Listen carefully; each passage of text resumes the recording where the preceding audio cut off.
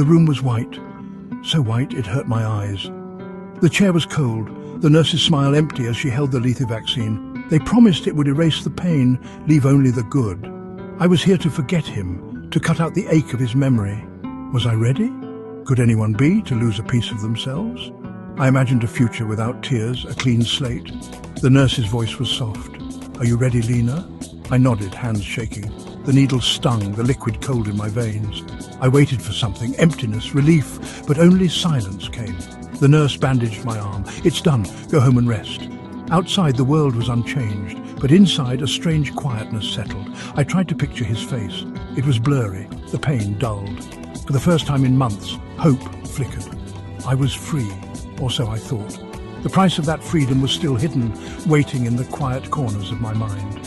I walked into the grey afternoon, feeling lighter but not whole. The promise of forgetting was seductive, but forgetting has a cost, and I was about to pay it.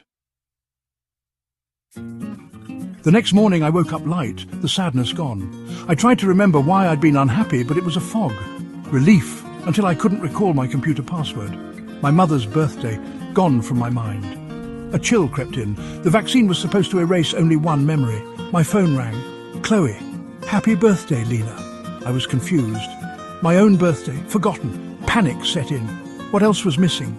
At the store, I forgot my list. On the street, I forgot my neighbour's name. My mind was a puzzle, pieces vanishing. I left notes everywhere. "Your keys are in the blue bowl. Your best friend is Chloe." Each note a small victory, each one a reminder of what I was losing. The vaccine wasn't precise. It was a flood. It washed away not just pain, but the little things that made me me. The clean slate I wanted was becoming a terrifying empty page. I was losing myself. The freedom I'd wished for was turning into a prison.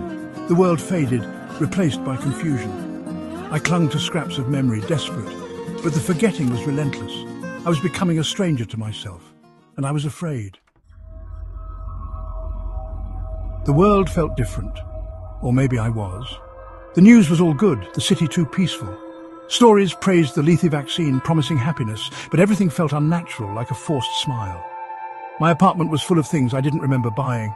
A book on journalism, a black jacket with hidden pockets. I liked bright colours, not spy gear. It was as if another person lived here. Chloe visited. "You don't seem like yourself, Lena." She told stories I couldn't remember. Her laughter hurt. I was losing our shared history, losing her. Fear became my constant companion. Was the forgetting a side effect or the point? The government called the vaccine a gift, but it felt like a sickness. It was erasing not just pain, but personality. Everyone was becoming the same. Blank pages, easy to control.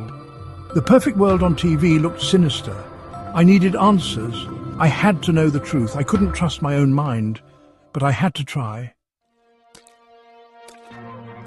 I searched my apartment for clues about who I'd been. The book, the jacket. They were hints left by a stranger who was me. My handwriting looked foreign. Photos showed faces I didn't know. In the jacket's lining, I found a key card with a strange symbol. It felt important, familiar. I remembered an old laptop under my bed, password protected. With trembling hands, I slid the card into its slot. The screen flickered to life, opening a single folder. Project Nightingale. Fear and excitement warred inside me. This was the secret. Would it explain the memory loss? Who was the other Lena? For a moment I hesitated. Maybe it was safer not to know, but I had to. I opened the folder. The truth was waiting. I braced myself and I looked. The folder was full of files, documents, audio, video. The main file, Lethe vaccine, a tool for mass neurological control. The vaccine wasn't just for erasing pain, it was for control. It weakened identity, made people compliant. Audio, they call it a cure, but it's a weapon. Volunteers are perfect subjects. I was one of them. Videos showed scientists discussing side effects as features. Subject 4B has forgotten her own name. Compliance is working. We weren't patients, we were experiments. The peaceful world was a lie, built on erased minds. The vaccine was a cage. The last file was a journal, my journal. I read words I didn't remember writing. I was an undercover journalist, planning to expose the truth. I volunteered for the vaccine to document its effects. My name was Lena. I wasn't just a victim, I was the one who went looking for the truth. I had set this in motion, but I had lost myself in the process. The evidence was here, but was I? I stared at the screen, reading the words of a woman I couldn't remember. My name is Lena. I am an investigative journalist. I will take the vaccine to expose the truth. She was brave, a stranger to me now. My reflection in the dark screen was unfamiliar. Was I the fighter or just the shell she left behind? The vaccine had erased not just pain, but purpose. The government had won. They'd taken the fighter and left a ghost. I had the evidence, but not the will to use it. The woman who could save the world was gone. I held the truth, but I'd forgotten how to believe in it. Or myself. The room was silent, the weight of the secret crushing. The brave journalist had underestimated her enemy. How do you find your way back when you don't remember what you're looking for? I stared at the stranger in the mirror. The evidence was safe, but the warrior was lost. If you forget who you are, did you ever really exist at all? The question lingered, unanswered.